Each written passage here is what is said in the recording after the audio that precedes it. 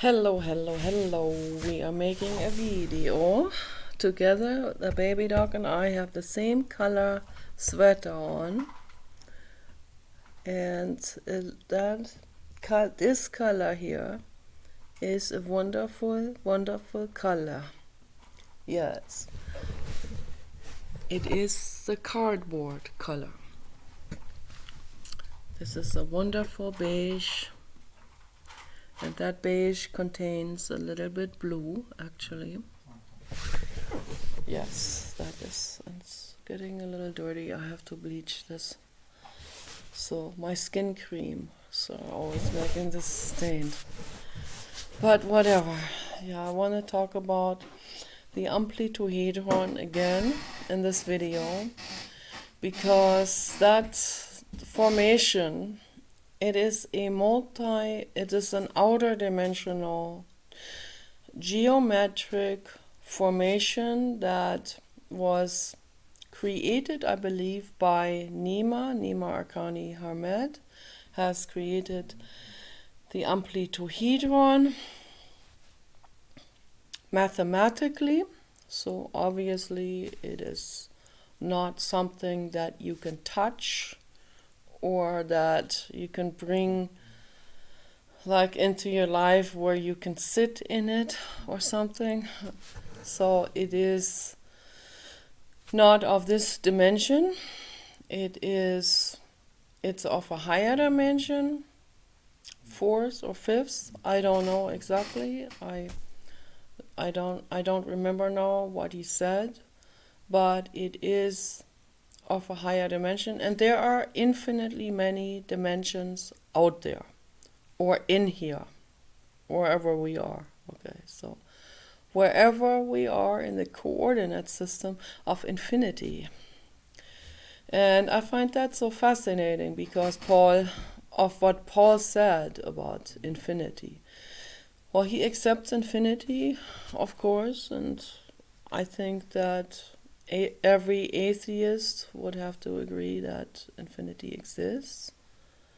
Most religious people seem to not agree on infinity because they live in a make-believe world of thought, and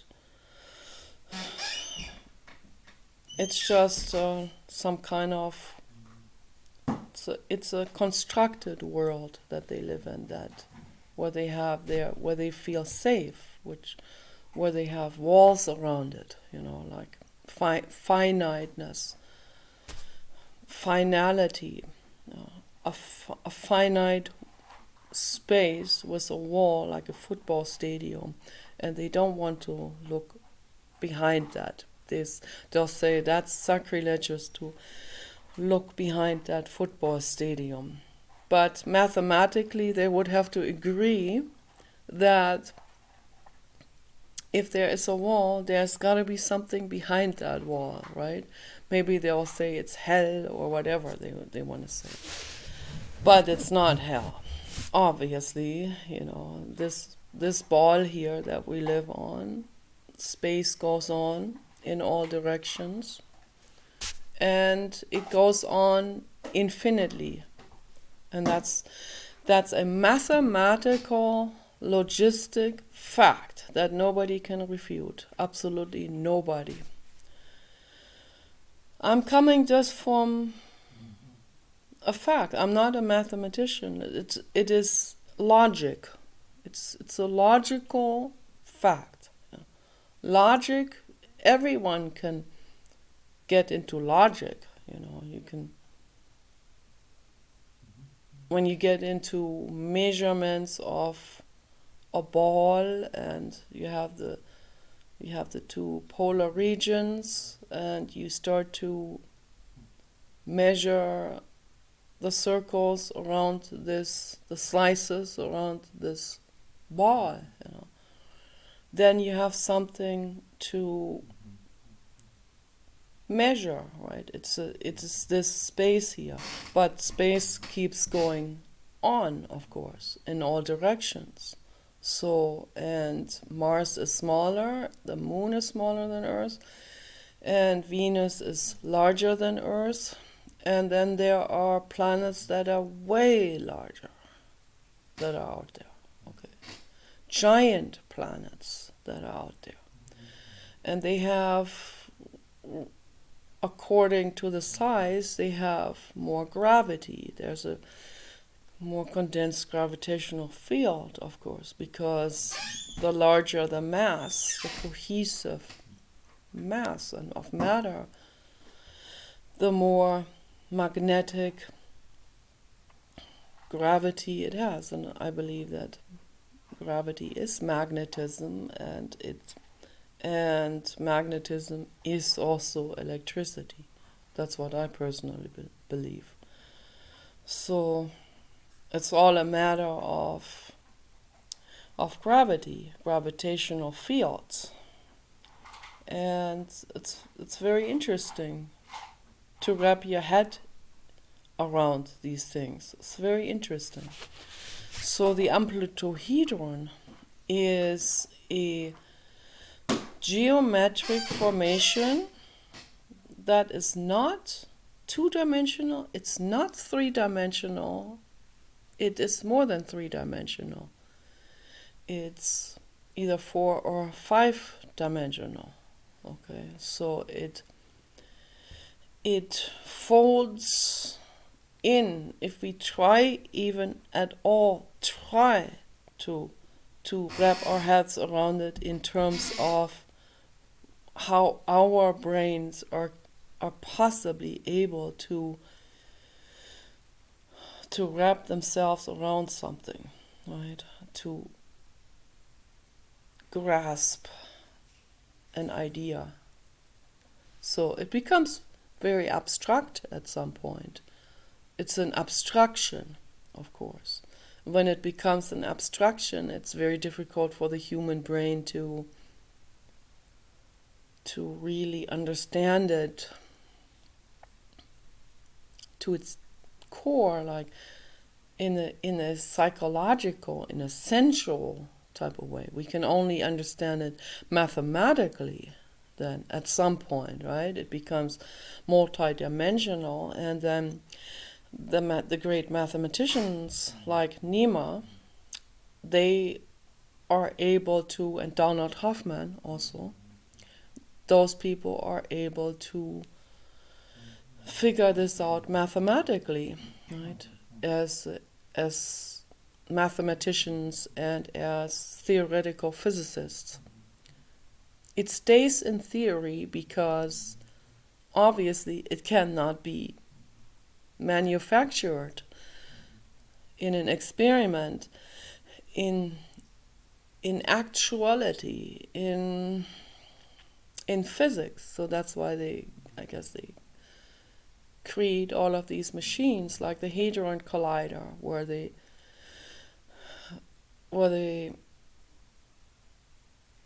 put subatomic particles into a spin in that circle, and where they shoot them out in opposite directions in approximating the speed of light, or as fast as they can, and then at the other end of that circle, at the other polar end of the circle, from going around like this, they will collide.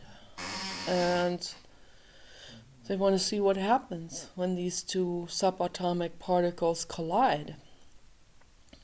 So are they breaking off into smaller particles? That is the big question that they want to explore. So it's like experiments like that, but with the Amplituhedron, I don't think there's any way for anyone to, because we are of the third dimension. We are three-dimensional beings. How can we wrap our three-dimensional brains that also are used to thinking in three-dimensionality, not in two-dimensionality, but in that too is just mathematical, the two-dimension. There's no two-dimensionality. Okay. Okay, so everything is curved, everything is round, everything contains some kind of matter.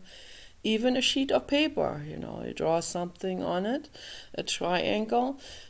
You'll say, okay, now this triangle that I drew was a pencil that is two-dimensional, but only in theory, because we can't wrap our minds around two-dimensionality, because even this triangle on a piece of paper is, this is what they explain two-dimensionality is. It's really just that, something that doesn't have the third that doesn't have the third graph, which causes it to be cubic or round, which gives it volume. So if you don't have, even a sheet of paper that doesn't have the volume my hand has, the sheet of paper still has volume. So we can't get out of the three-dimensionality with this. Okay, so the two-dimensionality is just a theoretical thing. And so is the fourth dimensionality, or the multi-dimensionality, or infinite dimensions. It's only theoretical. How can you? There's no way I can even think about this, what that must be like to go into further and further and further, higher and higher dimensions. So it's something that is outside of course it's outside of the 3D. Of course it's outside of even any kind of matter. It's even outside of photons. It's outside of subatomic particles. It's outside of the ether, I would say, even, Even the ether which is the microcosmos that Helena Petrovna Blavatsky talked about in the 1800s, way ahead of her time. Like at least 200 years ahead of her time, what she was talking about. So that science gradually caught up with in intervals. So when people are way ahead of their time, the people of their time, the people of their own timeline, they will look down on those people and call them clowns. So, but it's easy to do, to call someone a clown. But a person who is playing around with these kind of thought experiments, they don't care if they're regarded as a clown. That's their joy to do this. The brain feels like doing it. There are people that are so into math, that is their whole world. I believe that Nemo's world is math. So, like a fish in an aquarium. So that's his world. He lives in that world, in this theoretical world of multi-dimensions. And it's beautiful. So I think this amplituhedron, it's a beautiful geometric thing. It's sort of like a paper sheet that you fold into some kind of a fighter jet or something, or half fighter jet and half flower, sort of, It folds in on itself multiple times. But of course that piece of paper is still of the third dimension. So the piece of paper is only trying to explain to us what approximately this is about, this multi-dimensional geometric formation. So it's a very abstract thing, the amplituhedron. Okay, it cannot be touched. It cannot be folded out of paper. It's just a model. It's just an It's a theoretical model. It's still just a theoretical model of explaining with the very limited means of coming from the third dimension to explain something that is outside of our dimension. So very difficult. I'm going to try to make this a little bit lighter. I don't know if this is going to be lighter now, but not very much, but it doesn't matter. It's getting dark outside. It is 5:08. It's already also very cloudy, but the sun is up now for about, I would say, half an hour or 40 minutes longer now at the end of January. So, and then every month the days are going to be longer and the nights are going to be shorter. So that plays into my anxiety because I have extreme fear of darkness, extreme fear, and I want to talk about this in the video because I'm always nervous when I make a video. I always feel like, oh, I want to be perfect. I don't want to say something stupid. So there's always this anxiety, but yeah, I have to just accept that this anxiety is there, right? And not be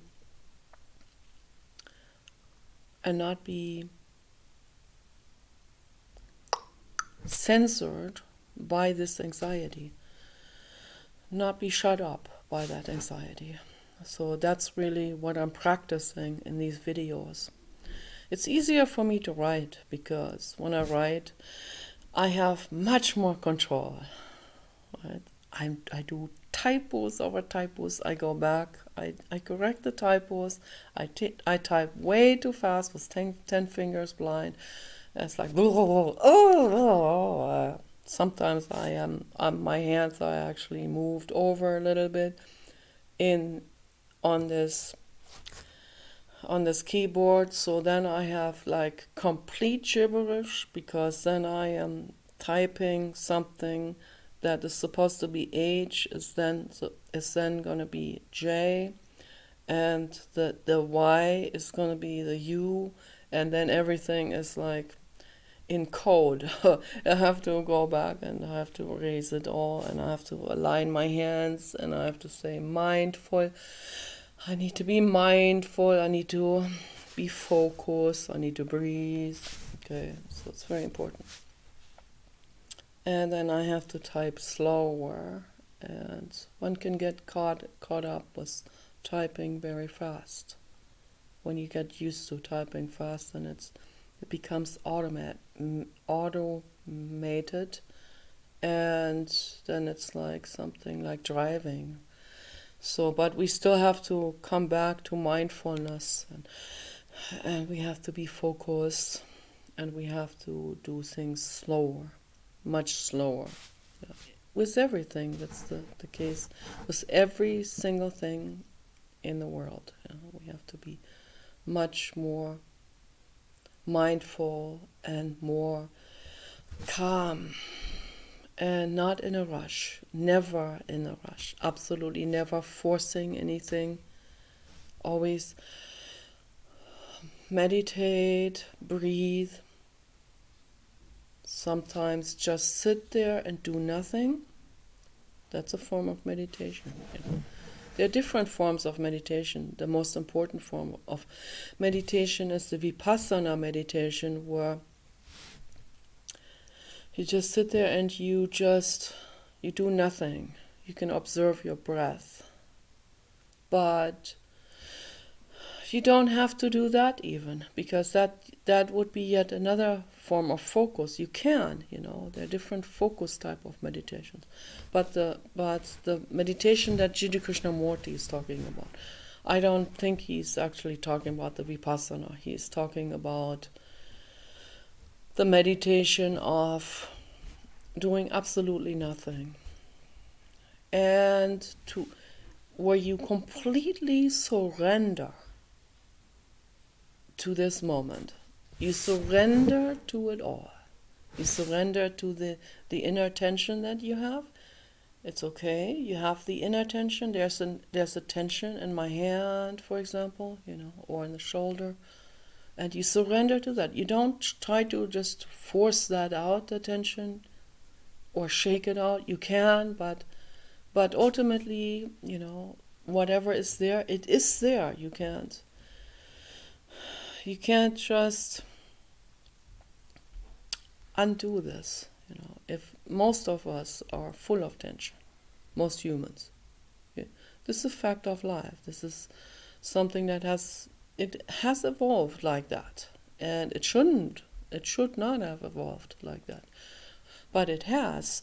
Some people have attention that is so convoluted that they're not even aware of the tension. They are literally what Dr. Sapolsky is talking about. They are very much meat puppets to their own biological reactivity. Okay, so it's a mental state of reactivity to whatever is happening that is triggering this, and everything triggers. Everything, the drop of a hat, a light coming on, a bomb going off in the distance, shooting, everything is because most people are nervous wreck. And I would say, I don't know if most people, about a very large percentage, I don't know exactly, 40%, maybe 60% of people, particularly men, and men it is very intense. They react with violence to some kind of trigger, whatever that is. And they're in a state of accusation. So this is very, very, very serious, what I'm talking about here. This needs to be healed, okay? This is very serious. Because when they're in that state, they cause themselves absolute calamities in that mental state. When they go out of the house and they get triggered by, let's say, there's an old lady with a broom and she got startled by something, not even by the guy, but maybe by a bird, and then she drops the broom, and the guy he immediately concludes that she did that out of disrespect towards him. Then he goes over and kills her, and then he runs away from the police, high-speed pursuit, goes to prison. You know the stories, how that goes, So, and it could have it started out so harmlessly, right? He goes out of his apartment complex. I guess he's going to the liquor store because he doesn't know where else to go. And then this happens, this thing unfolds, and anything can set that off then. It's like someone who's a ticking time bomb. Not just a ticking time bomb, but a living landmine. Okay? That is not the way of living. That is bypassing existence. Okay? Because everything just gets worse. It's kind of like, I had a horse once. That horse was very traumatized. A very, very mentally ill horse. I don't know how this happened, but I absolutely loved that horse. My parents bought him from that pony farm for me. And he was so difficult to deal with. He didn't want the hooves to be cleaned. He couldn't stand it to lift one leg and stand on three legs in the meantime, and that was making him so nervous, all of that. He was a nervous wreck. And one time, I saw it several times happening, he was tied with the head harness tethered to to the wooden stand that we had there for the horses when they would be getting oatmeal and stuff like this to eat in a bucket that would hang also on this wooden stand. So, and in order for them to not wander off, we have to tether them there, and then we have to groom them and clean the hooves and all of that. The grooming he was okay with, but the hooves, no, he wasn't okay with that, and it was terrible. They actually had to give him a sedation when the hoofsmith was coming to cut the excess off on the front. It's like fingernails, they grow. They have to be trimmed. And he had to be sedated for it. It's absolutely awful. And I was young. I didn't know how to help the horse. All I knew was to love him and give him unconditional love and groom him a lot and pet him and hang out with him. And I put a cat on his back. That was very therapeutic for him, for both of them, for the cat and the horse. So they stayed there long after I left. The cat stayed on the back of the horse. That was nice. So he was healing a little bit, but it was very difficult. Very, very difficult. So after a couple of years, my mother gave him away because she didn't know how to. She didn't like to have to sedate him all the time, and when the hoofsmith was coming. But one time or several times it was like this, where he was on that tether, and he got nervous. Something startled him again, and he wrapped the tether one more time around his neck. Actually, it was not on the neck, it was on the head harness, under the chin. It was tethered to that. And he got nervous and he wrapped it around his, I don't know how he did this, like some kind of whiplash movement, like heavy metal or so. He wrapped it around his neck very quickly, and then he got even more startled. He got triggered even more, and then he wrapped it several times more around his neck. That went so fast I couldn't even intervene. So I had to take that off on the carabiner. And things like this all the time. It's like, so I'm using this as an analogy to explain how some very, very nervous people are. There are some nervous women too, like this. But I see it in men way, way, way stronger than in women. This hyper fearful, hyper reactive mental state. It's an anticipatory state. It's the state of constantly being afraid that someone could not respect them. Always this fear of being disrespected. For some reason, to be disrespected is the end of the world for those people. This is much worse in men than in women, because women have not been drilled in this way. The expectations didn't fall onto the women in our sexist society that's still massively sexist, like always. Nothing has changed since the 1600s or forever, right? I mean, nothing has changed. I don't even know if there was a time before sexism. And it has gradually escalated into this. You can't even bring it back to some kind of point in time where you say, oh, this is where it started. It obviously, it grew together also with the growing of the neocortex.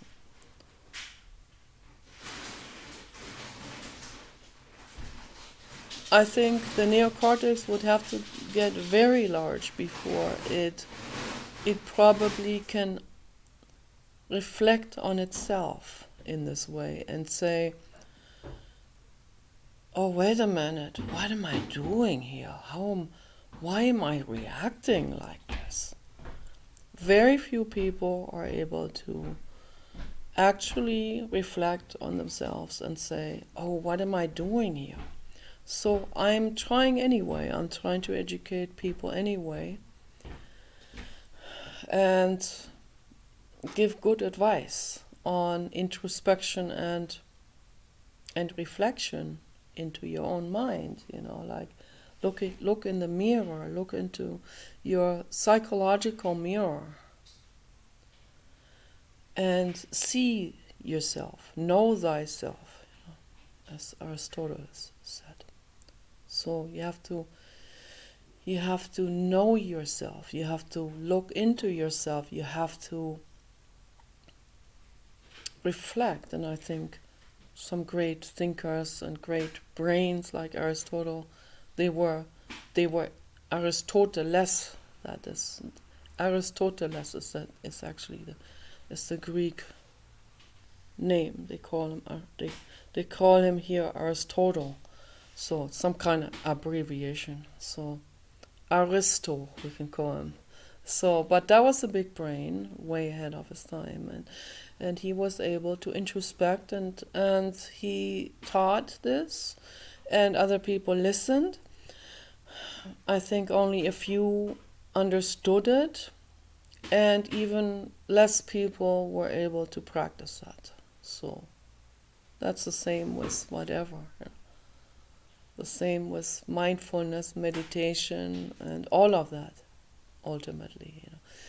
Jiddu Krishnamurti talks about this inwardness process to Yuji Krishnamurti. They knew each other very well. Yuji was a student of Jiddu Krishnamurti. They had the same family name, but they weren't related to each other.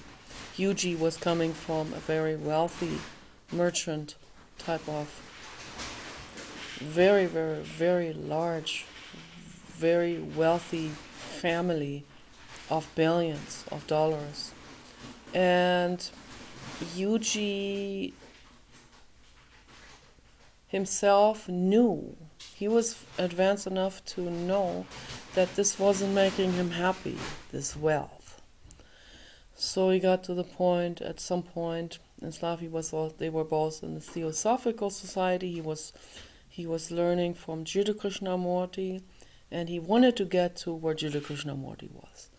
But Jiddu Krishnamurti would say in his conversations with David Bohm, he said sometimes someone would come to him and they would be incessant about it, to get there. And he never mentioned a name. He never said this was Juji or this was whatever, some other guru. So he never mentioned their names.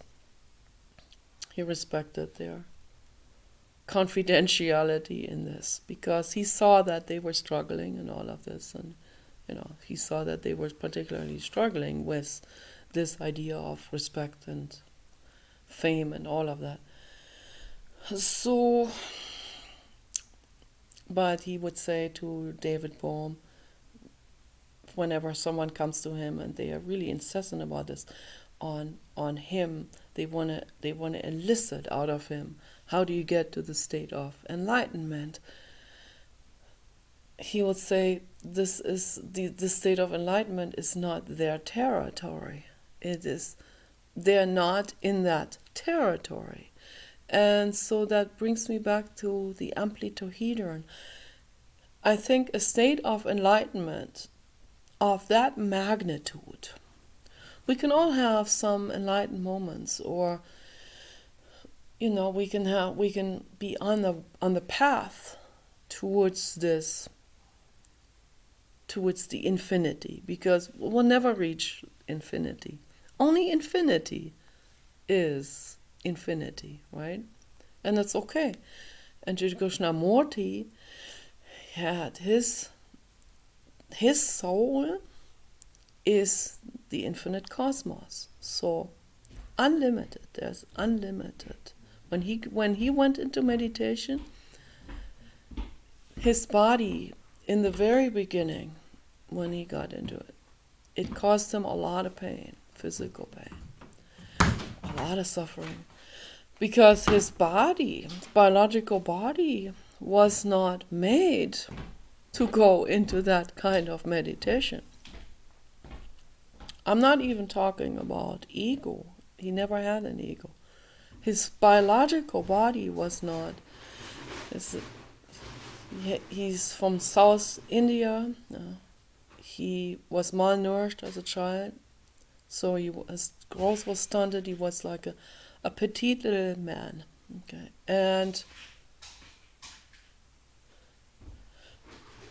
and he was kind of sickly as a child and all of that. So later he got better, much better, and then with the meditation he also got better. But the meditation process in the beginning, this was natural, nobody taught him that. He would just go under a tree and meditate. And then the body would ache and hurt because he would go into a space with his mind that would make his brain also follow into the space. And that was very difficult for the brain and the body. But the more he practiced, the more it adapted itself to it. The more it grew into it. So the more it healed into it, you can call it. Okay. So very, very interesting. So he was in the beginning stages of the meditation, but he knew he had to do it. He just knew instinctively, because his soul is the infinite cosmos. So it leads this body there, right? It's a flow of events that are not coming from some kind of decision making or thought or what he was taught, even what he was taught about Gautama Buddha. None of this had anything to do with what he was going through, because what people taught others about Gautama Buddha, these are only those are attempts to explain something that is really unexplainable. How can you explain this? Just like you're trying to explain the Amplituhedron or infinity. Infinity is a mathematical symbol. It's the 8 on the side. How can you really explain it? So that was his soul, and it is amazing. So, and then someone would come there and say, teach me, they would say, it's almost like saying infinity, teach me how to become infinity. I can't, it's not my territory. I'm a splinter of infinity. I'm stardust of infinity. Okay. I'm an accumulation of stardust of infinity. Stardust, amino acids, different molecules, right? And I'm trying to be infinity, or feel infinity in my brain. I feel the touch of infinity, like the blue God hand touching me, going into my brain. So I feel a connection, very strong connection. But I am not infinity. I'm not a God. I'm a child of infinity. So that's already a present that is literally infinitely large. That present. That I am allowed to be the child of infinity. With that comes enormous responsibility. It comes enormous suffering. It comes such suffering that I cannot even explain it. Fear and all kinds of things. Because I'm stardust. I'm a bundle of stardust, of ego, all of that, right? And there's no way that I can get enlightened like someone who has the soul of infinity. Right? No way, it's not my territory. Yet, alright? So it will take me many more lifetimes until I get there. Elon Musk is the next in line to get into, to merge with infinity. That is what I believe. That's what I see. Okay. So, even before Bomjan. Bomjan is also one of the ones that are very close to infinity. And I believe Greta Thunberg is too. So, she's so sad how people misunderstand her. So sad. How sad how everything is twisted.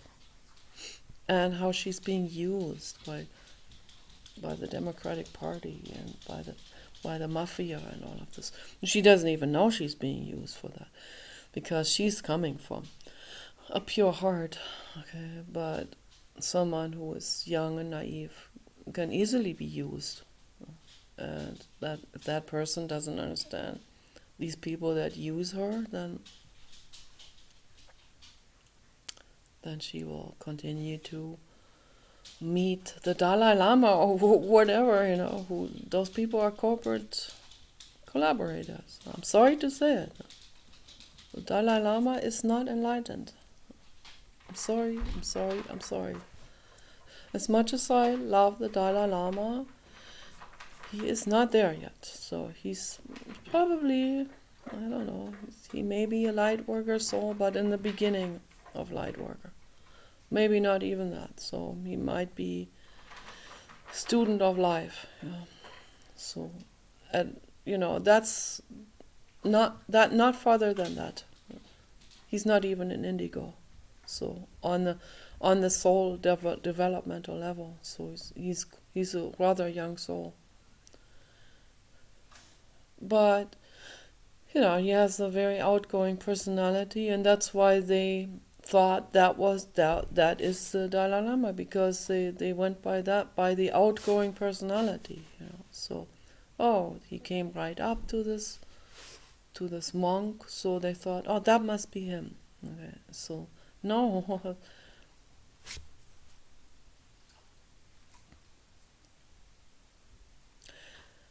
And maybe all of those from the lineage, from that Dalai Lama lineage, I don't know. I don't know anything about it, but I'm just speculating. I'm just saying, I'm raising questions. So they may or may not be real lamas. Who knows?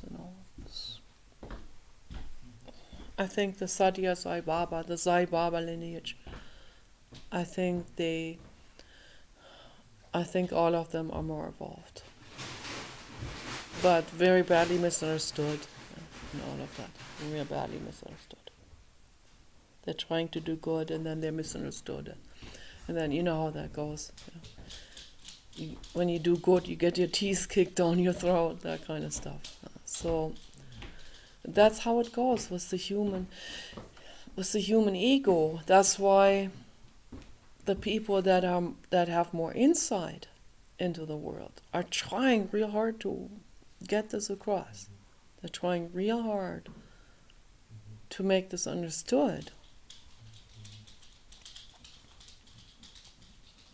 But I'm learning a lot from Jiddu Krishnamurti.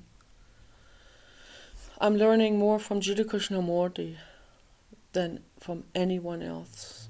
Anyone else in the entire infinite cosmos, of course. So Friedrich Nietzsche said something. I was reading in this book, A Human All Too Human. That's a great book. I think he wrote that right in succession to the other one, the one beyond good and evil. So he wrote these two. Those are not very large books, but he wrote them like together, like almost like they're one book. So time-wise, so but he just split it up into 2 books. Or maybe his publisher did or whatever, but he uses a lot of the same terminology in both books. He refers to all human or to human in both books. He refers to beyond good and evil in both books. And the same concepts that he's trying to get across. And so he is very, very interested. He was a psychologist. He was a philosopher. He was originally a minister, like a theologian. But he went quickly from that into philosophy and turned his back on theology, turned his back on religion. Very regimentally. So he went through many different stages in his lifetime. So he started with atheism, and then baby dog, no, don't do it. And then he understood that this is also not the answer. So he knew that there was much more. It would go much deeper. All of this, much deeper than atheism. So atheism is something that is just a transitory type of mental state that leads someone out of the dogmatic way of thinking and opens up a new territory, opens up a new door, opens up new questions that have to be pursued. And if you continue to pursue these questions, you will you will go through atheism, come out the other end, and you will get into panpsychism, you will get into much different mental states that will really pursue outer dimensionality, which Shuddha Krishnamurti has done. Okay. So, and Friedrich Nietzsche, it's very interesting what he said. He said it would take someone who, let's say, just hypothetical speaking, would live to be 80,000 years, who would live an existence in one body for 80,000 years. He said, can you imagine what kind of internal evolution this person would go through in terms of awareness becoming, and baby dog, no. Paul, can you give him food? Paul, I think he wants more food. Paul, I can't do it right now. Can you give him more food? Yeah, he needs more food. I'm not filming you. He needs food. I can't turn it off right now. Sorry. I talked about very important things here. I cannot do it. Cannot do it. Can you give him some food? I don't think he can hear what I'm saying. He cannot hear.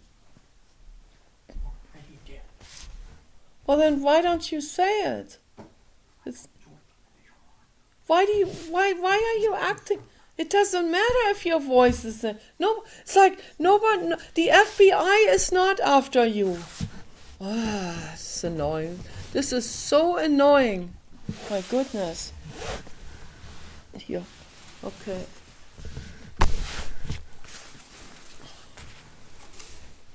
Okay. So, the CIA is not coming after us. Okay. I hope not. There's nothing to come after, right? I mean, there's no collaboration happening between us and Russia. Vladimir Putin, my buddy, my comrade. No, I like Vladimir Putin. I'm not afraid to say that. I like him, he's great. Great person. But I'm not collaborating with anyone. I would never. Or China or whatever. I would never collaborate with anyone. I'm not interested. Thank you very much. I'm not interested in gaining money and control or power over other people. I don't want power over other people. So I'm not interested in the field I get into is mindfulness, introspection,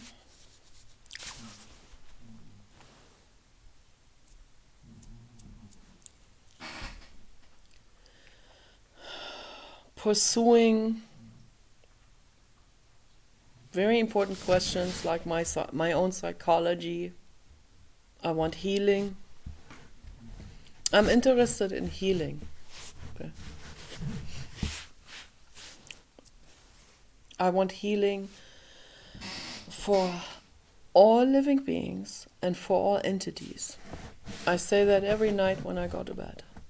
Okay. I pray to the Blue God that to make it that all living beings, animals, humans, ETs, and all entities that are not in a physical form can finally heal, can finally relax and let off whatever they are pursuing. Let off. Let off. That's why Judy Krishnamurti talks about letting off from this mental state of desiring, this pursuing something. Whatever we desire. I can desire an eclair. That desire can get so big that I want this eclair now, but I don't have any. And then they are unhealthy, and I need to make my own eclairs, right? How do I even make my own whole food vegan eclairs, right? How do I do that? I have no idea. But that would be a pursuit to get into. I mean, that'd be an honest approach to making the world better. But people desire power over others, that kind of stuff, So that's where the problem is. That's what he's talking about. Because, we can make an eclair or a pie or whatever. That's not that difficult to obtain. But when it comes to more and more material wealth, that's when it becomes a problem. I mean, not even that doesn't necessarily have to be such a problem. But when it becomes something where people want to own everything and buy everything away from other people and not give other people their own home, that's when it becomes a problem. When there is a wealth in distribution, a disproportion of wealth distribution, that's when it becomes a problem. Okay, so that's why the Russians tried to create wealth distribution. They meant well, but obviously the mafia doesn't want to hear about this, so they put out propaganda against it. Why do you think the Russians and the former Soviet countries, the people, why do you think they're healthier and smarter and even taller? Why do you think that is? Okay. So obviously they have evolved like this, but 50 years of Soviet Union, I don't know, forgot now how long it was. That 40 years or whatever. There was enough time for these people to really focus on education, on healing, on brain growth, literal brain growth. And in the other countries were dumbing down and they were getting smarter. Okay, that's what was happening. Okay. Because capitalism wants you to be dumbed down. Communism wants you to be smart. But then it turns out that even when you have something like communism, it's almost like talking about an outer dimension.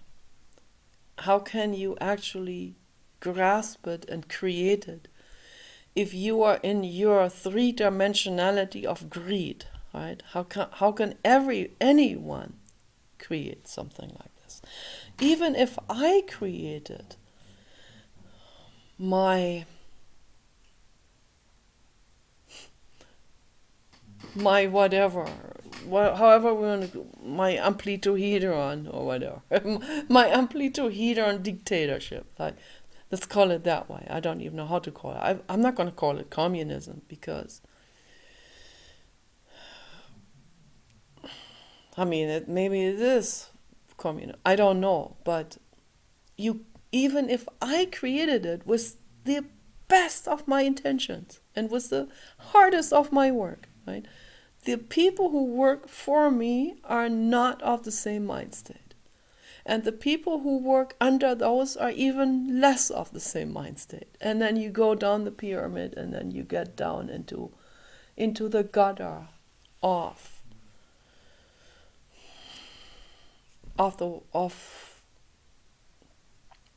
rogue brains.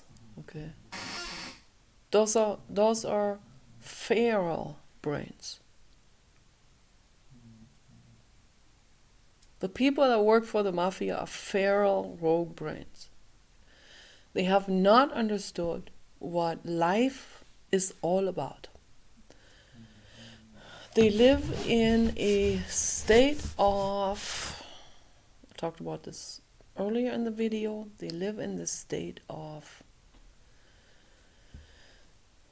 reactionism, and in the state of, if I don't take it, the other one will. This is a bad mental state to live in. In the state of hypervigilance, in the state of criminality, in the state of retaliation, and so on. Paranoia, all of that. Not a good mental state to be in. Okay, absolutely not. Whether they are women or men, okay, not a good mental state to be in. Men hit it really hard with this, okay, really, really hard, because of how they were drilled. I'm lucky. I'm one of the luckier ones who is from, and my brother, of course, we're from a household of atheists,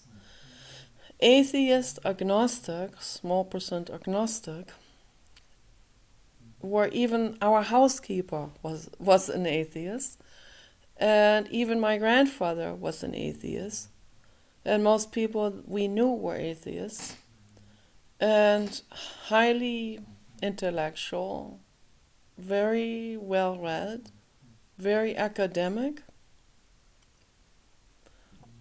They went to university, they studied for 8 years, every one of them. A housekeeper had it very rough, a very rough start, but her brain is fully up to date. I mean, terribly sad, that she was coming from blue-collar family with that kind of brain, what she could have made out of herself. She could have become a judge. She would like to be. She wanted to be judge. My mother wanted to be judge too. They should both have become judges instead of having children, instead of marrying and all of that. They should have stayed single, both of them. Sigrid and Marlies. And they got along well also, they're both very, very, very jurisdictionally thinking in that direction. My mother was a lawyer. She wanted to be a judge, and Ingrid had it rough and became my parents' housekeeper. My parents we were lucky to have her as a housekeeper. My goodness, and she stayed for decades. Real amazing woman. She would have made a great judge. I don't know. I'm not sure if my mother would have made a great judge, but Sigrid would have, for sure. Mega. Sigrid would have been Supreme Court judge. I mean, the highest of all. She could have. Absolutely, with that kind of brain. I talked to her many times. And she was also the only one who had any respect for me at all. She saw beyond all of these superficial social type of, how someone has to cut their hair, and if you don't cut your hair, if you don't have your hair like them, then we don't respect you. She saw past all of this. She thought my haircut was good and practical, and she respected me. She thought I had a good brain. A good brain recognizes another good brain, so, and vice versa, of course. So I highly respect her. Wherever you are, be safe. Be safe, Sigrid. Be safe. And you know what Sigrid means? Sigrid is a very old Germanic name that means the winner. And even though she wasn't materialistically the winner because of the bad circumstances that she grew up in, unfortunate circumstances, bad husband, all of that. My mother divorced them, so that's how they met each other, because she came to my mother to get a divorce from her husband. My mother divorced them smoothly, everything. My mother was very, very good with her because my mother understood her fully and wanted her to have as much as possible. And she needed a job. My mother hired her right after that divorce was wrapped up. So, and I was 13 when Sigrid came to us. I called her Frau Schulz, like Dr. Schulz. Her last name is Schulz. Frau Schulz. So, yeah, because I grew up with her being, so much older and wiser. So I had a reverence towards her, and she offered me the personal you, and I said, Frau Schulz, I can't accept that, because all these years I've said Frau Schulz, and I said the unpersonal, the official you, and that I can't change that after so many years. So, but she always said the personal you to me and called me Nikki, and that's okay, perfectly fine. But it's like, for me to undo that, I can't do that. That was very hard. It was even hard for me to undo saying the first name to my aunts, because even there with our aunts, we have we have another title before the name. The title is Tante. Tante Christa. Tante Christa, Tante Christe. Tante means means aunt. And I see that in the Spanish language they have that too. They even have the unpersonal you for their aunts. So at least we didn't have that. But that makes it even more complicated. I don't like it. I love the way Spanish sounds, but I don't like a language where you make things extremely complicated. Where you have different types of you and different types of addressing someone, of titles and so on. I also don't like ma'am and sir. We have to do away with that. That's outdated. Let's do away with that altogether. I also don't like Mr. Smith or whatever. I don't like that. Or Mrs. Smith. I don't like it. Do away with that. Do away with these titles. Do away with all titles. Do away with the doctor title. You have your diploma, you know what you have, but you don't need to call yourself doctor. My goodness, that's the ego. Let's humble down. We're all comrades, baby, right? In the Soviet Union, they had that. They did away with that. The Soviet Union was a very, very smart and very advanced society. Very advanced. And only someone like Vladimir Putin can come out of it. Someone that is genius IQ. Yeah. And compassionate too. They are gorgeous, compassionate, and genius and highly intelligent, these people. That's the truth, okay? And they eat whole foods, okay? So when you eat whole foods, you feed your brain. I mean, one shouldn't have to explain these things, right? But now, we in the West, we are addicted to white flour eclairs and white flour rolls. Not good. That's not feeding your brain. That doesn't make us smarter.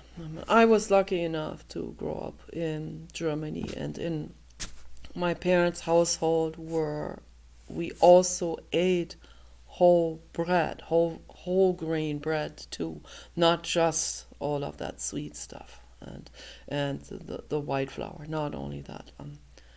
So most of what we ate was actually whole food. So I'm very lucky with that. So other people that are not as lucky. This is very important information what I'm giving here. Yeah. And then people are coming with pitchforks against the communists when they did very well.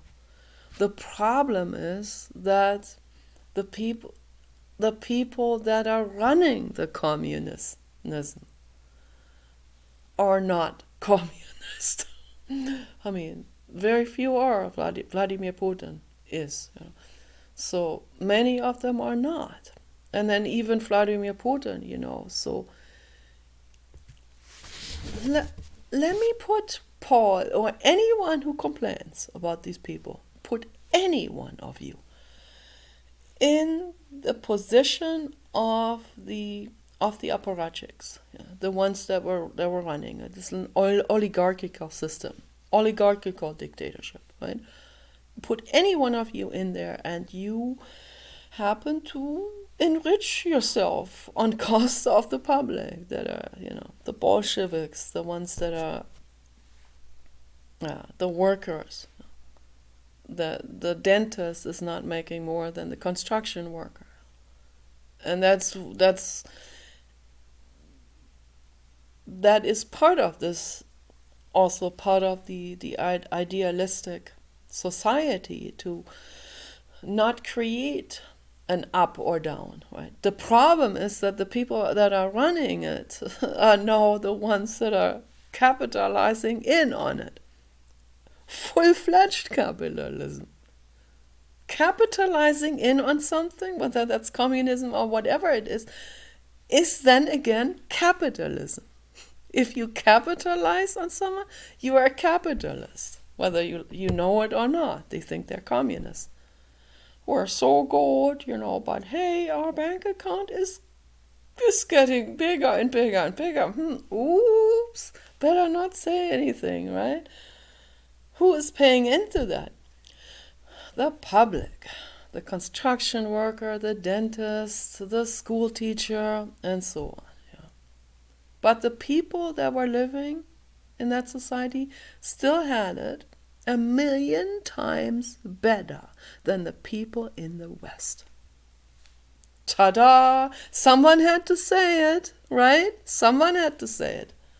So, yeah. I went through a big evolution with this. Okay, so I went to a communist-oriented school. I also come from wokeism, which I am extremely opposed to now. Then I was against communism for a while. Then I thought, but I didn't think it through very well. That's why. Then I thought we need to have a structured market structure of some sort of capitalism where we have competitiveness in some way, to some kind of that creates incentives and so on, you know, not just a bureaucratic system that is just where people can't even be fired and so on. So now we have this. And maybe we can't call it either one, can't call it communism or capitalism, the ideal system, you know. the Amplituhedron system that I am trying to promote, that I'm trying to establish with my videos. And nobody is even listening. But in theory, right? So it's joyful for me to create this better world. It's like having a bunch of Lego rocks and you're using these Lego rocks to create something amazing. That's how I feel when I talk about this. So it's like, it's a theoretical construction of a better world, as theoretical as the Amplituhedron. So a utopia, maybe we'll call it that. But I don't want to call it utopia, because utopia means something that's great that you can never achieve. So I want this to be achieved. Achieve the Amplituhedron. The Amplituhedron wants us to achieve this. The Amplituhedron is the tree of life that the big tsunami wave in my dream created. Okay. That is what it is. Okay. It showed itself like that. It can show itself in any form. It morphs in any form you want. It is a well-meaning construction that is part of the infinite cosmos. It's a benevolent creator. It's the right hand of the infinite cosmos. The tsunami wave in Florida shows itself in a skyscraper high wave that doesn't follow the flow of gravity. It stays up and it creates different shapes and it creates the tree of life. And for some reason I thought that's the Amplituhedron showing itself to me. Okay. And then the other wave created something else. The other wave created the galaxy with different sparkling stuff in there. Glitter. The galaxy. So we need to listen to that. We really do. So that's how abstract it is. It wants to help us like that. It's like an ET that has God level civilization, whatever, civilization type 5 or whatever, or type 8. Type 8 civilization where existence becomes ether, uses the ether, lives in the ether. Okay. That is subatomic, intermolecular space. Okay. That's the ether. Not something that you can hold in your hand, but it is in the space in front of your hand or touching your hand, but you can't wrap your head around it. So we need to listen to this. We need to listen to these signs. Those are messages. Listen to the messages of the Amplituhedron, because the Amplituhedron is the tree of life. So, video is long. Take care.